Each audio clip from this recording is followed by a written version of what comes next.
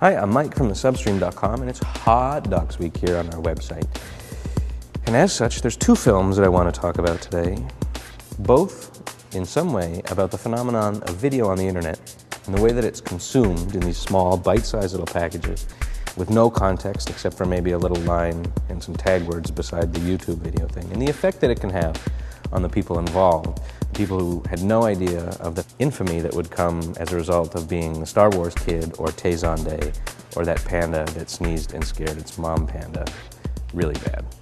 It's also Winnebago Man, the first of the films I want to talk about, a really good example of what happens when a documentarian ends up making a film that's completely different from the film that he set out to make.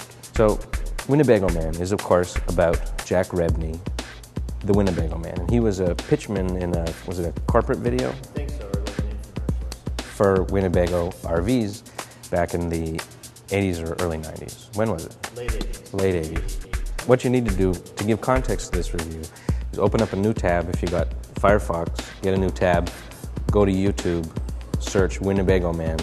Don't close this one because you need to come back, but go watch it. It's about 10 minutes. It's really funny.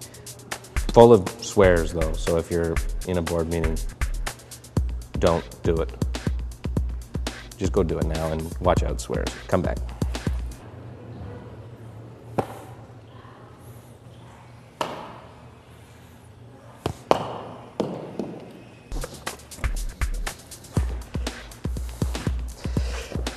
So yeah, it's funny. I mean, what happened was 20 years after that video was made, and in the years after that guy, Jack Rebney, became incredibly infamous in underground, funny tape trading communities and on the internet, director Ben Steinbauer set out to track the guy down and see what it meant to be unwittingly E-famous in the 21st century. And while the film doesn't really manage to do that, it's still successful because what it does is create a really kind of compelling character study of a guy that still, even though he's turned himself into a hermit and lives up on a mountain by himself in a ranch, has a bunch of interesting shit to say, sometimes about things that the director doesn't want him to talk about. It becomes this kind of hearts of darkness struggle between director and star as Rebney keeps pulling the director into his own film and arguing with him about what people want to hear from him or what they don't want to hear from him. While it unfortunately doesn't provide much insight, it ends up being a really kind of profane but still kind of touching character portrait, especially in the later years as the guy starts to have health issues and manages to get some kind of redemption with the idea that there are people out there laughing at him and what it means to him as a person.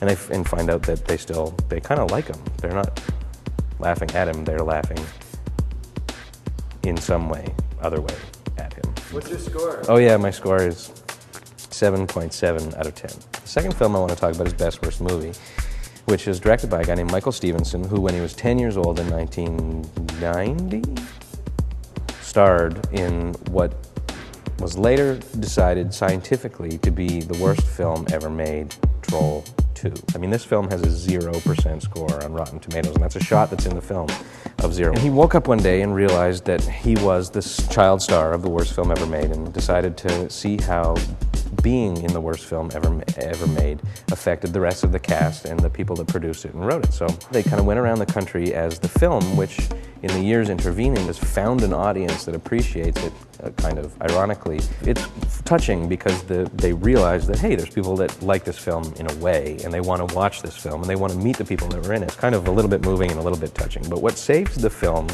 from being a completely toothless look full of fond affection and, oh, we tried hard and we meant good, look at a film that's fucking awful, is the female lead who kind of refuses to participate, and she's obviously struggling in her life with some personal issues, and she doesn't want to have anything to do with the Troll 2 people. And the Italian director, the guy that spent the time and energy that ended up making the worst film of all time, won't in any way buy into the ironic appreciation of how bad his film is. And the problem is that that's by far the most interesting part of the film. It gets really uncomfortable because the rest of the film tonally is full of so much affection. It's that balance that gets a little bit weird because there's no distance between the filmmaker and the subject because he's ostensibly making a film about himself.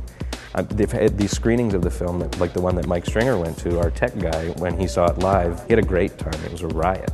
And they had the stars and they all had fun, but I'm not that interested in watching other people have fun. I'm interested in weird characters, and the weirdest character in this thing is the guy that made the movie.